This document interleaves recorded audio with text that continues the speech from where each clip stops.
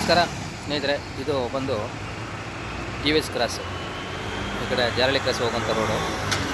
ಇಲ್ಲಿ ಹೆವಿಯಾಗಿ ವೆಹಿಕಲ್ಸ್ಗಳು ಓಡಾಡ್ತವೆ, ಬಸ್ಸು, ಕಾರುಗಳು, ಈ ಥರ ಹಲವಾರು ಗಾಡಿಗಳು ಓಡಾಡ್ತವೆ. ವಿಷಯಕ್ಕೆ ಬರ್ತೀನಿ ನೋಡಿ. ಇಲ್ಲಿ ಇದು ಪೀಣ್ಯ ಸೆಕೆಂಡ್ ಸ್ಟೇಜ್ ಭಾಗ.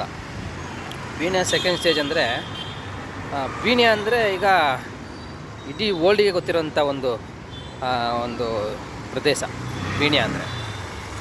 ಈ ಪ್ರದೇಶದಲ್ಲಿ ನೋಡಿ ತುಂಬ ಒಂದು ಕಾರ್ಖಾನೆಗಳಿದೆ.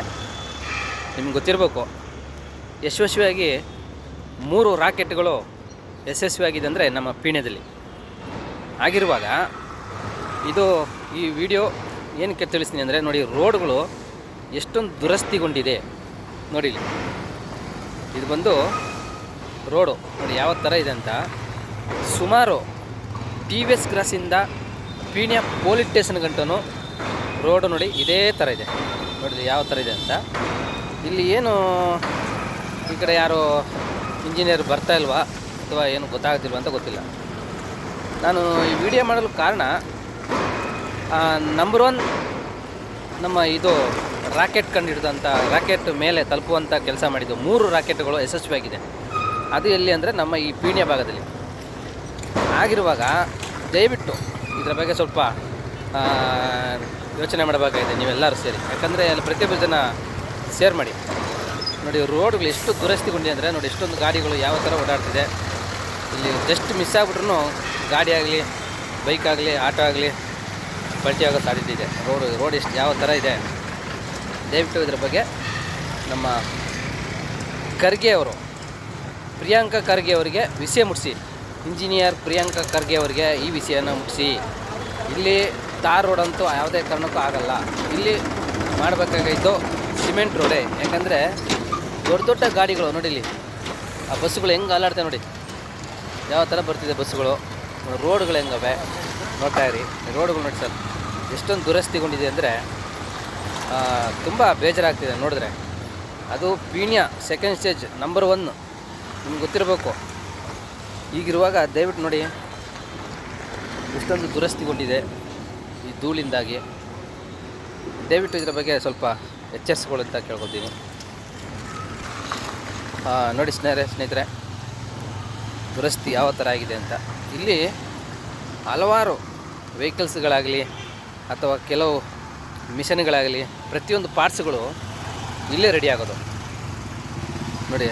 ಇಂಥ ಜಾಗದಲ್ಲಿ ಈ ಥರ ರೋಡುಗಳು ನೋಡಿ ಸ್ನೇಹಿತರೆ, ಯಾವ ಥರ ಇದೆ ರೋಡು. ನೀವೇ ನೋಡಿ ಏನು ಮಾಡ್ತವ್ರೆ ಅಂತ ಗೊತ್ತಾಯ್ತಿಲ್ಲ. ಇಂಜಿನಿಯರ್ ಆಗಲಿ, ಈ ರೋಡು ಮಾಡೋರಾಗಲಿ ನೋಡಿ ಇಲ್ಲಿ ಯಾವ ಥರ ನೋಡಿ. ಈ ಗಾಡಿಗಳು ಹೆಂಗೆ ಬರ್ತವೆ ಏನು. ಇಲ್ಲಿ ಆಲ್ರೆಡಿ ಒಂದು 2-3 ಬೈಕ್ ಬಿದ್ದಿದೆ ಅಂತೆ ಮೊನ್ನೆ, 2-3 ದಿವಸ ಹಿಂದೆ. ಯಾರಿಗೇನೋ ತೊಂದರೆ ತಾಪತ್ರೆ ಆಗಲಿ ನಮ್ಮ ದೇವ್ರದೆಯಿಂದ. ಈ ಥರ ರೋಡ್ ಇದ್ದರೆ ಎಲ್ಲನೂ ಆಗುತ್ತೆ. ಇದು ಮೈನ್ ರೋಡ್ ಆಗಿದೆ. ಟಿ ವಿ ಎಸ್ ಕ್ರಾಸಿಂದ ಪೀಣ್ಯ ಪೊಲೀಸ್ ಸ್ಟೇಷನ್ಗಂತನೂ ಈ ಥರನೇ ಇದೆ ನೋಡಿ ರೋಡುಗಳು. ಪ್ರತಿಯೊಬ್ಬರು ಇದನ್ನು ಶೇರ್ ಮಾಡಿ ಪ್ಲೀಸ್. ಲೈಕು, ಕಮೆಂಟು, ಶೇರ್ಗೋಸ್ಕರ ಅಲ್ಲ, ದಯವಿಟ್ಟು ರೋಡು ನೋಡಿ. ಈ ರೋಡು ಇನ್ನೊಂದು ದಿನಗಳಲ್ಲಿ ಇನ್ನೂ ಇದಾಗುತ್ತೆ. ಮಳೆಗಾಲದಲ್ಲಂತೂ ಇಲ್ಲಿ ಓಡಾಡೋಕ್ಕೆ ಆಗಲ್ಲ, ಅಷ್ಟೊಂದು ದುರಸ್ತಿಗೊಂಡಿದೆ. ದಯವಿಟ್ಟು ಪ್ರತಿಯೊಬ್ಬರು ನಮ್ಮ ಪ್ರಿಯಾಂಕಾ ಖರ್ಗೆ ಅವರಿಗೆ ಇದನ್ನು ತಲುಪಿಸುವಂಥ ಕೆಲಸ ಮಾಡಿ. ನೋಡಿ ರೋಡ್ ನೋಡಿ ಹೆಂಗಿದೆ ಅಂತ ನೋಡಿ, ಎಷ್ಟು ಗುಂಡಿಯಾಗಿದೆ.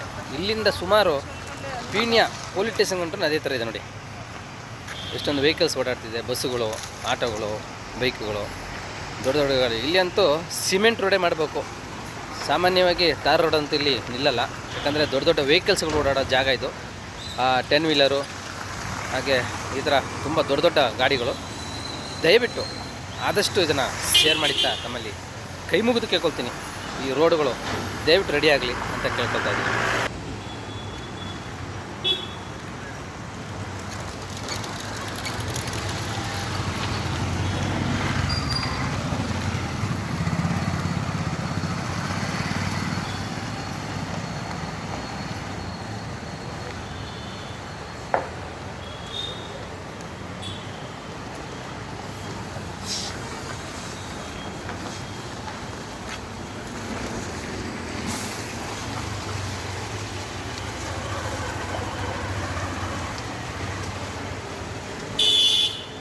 ನೋಡಿ ಸ್ನೇಹಿತರೆ, ಯಾವ ಥರ ಇದೆ ರೋಡುಗಳು.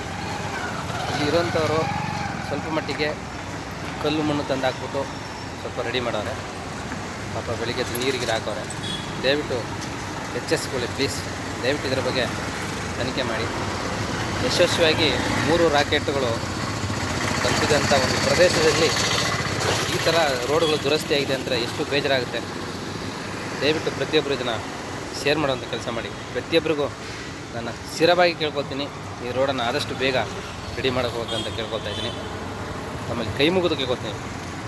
ರೋಡುಗಳು ನೋಡಿ ಹೆಂಗಿದೆ ನೋಡಿ, ಯಾವ ಥರ ಗಾಡಿಗಳು ಬರ್ತವೆ. ಜಸ್ಟ್ ಮಿಸ್ ಆದ ಬ್ರೇಕ್ ಮುಂದುಗಡೆ ಬಂದವನು ಬ್ರೇಕ್ ಹಿಡಿದಾಗ ಹಿಂದುಗಡೆ ಅವನು ಒಂದು ಪಲ್ಟಿಯಾಗೋ ಸಾಧ್ಯತೆ ಅಥವಾ ಸಾಯೋ ಸಾಧ್ಯತೆ. ಸುಮಾರು ಜನ ಇದ್ದಾರಂತ ಇಲ್ಲಿ ಮಾಹಿತಿ ತಿಳ್ಕೊಂಡಿದ್ದೀನಿ.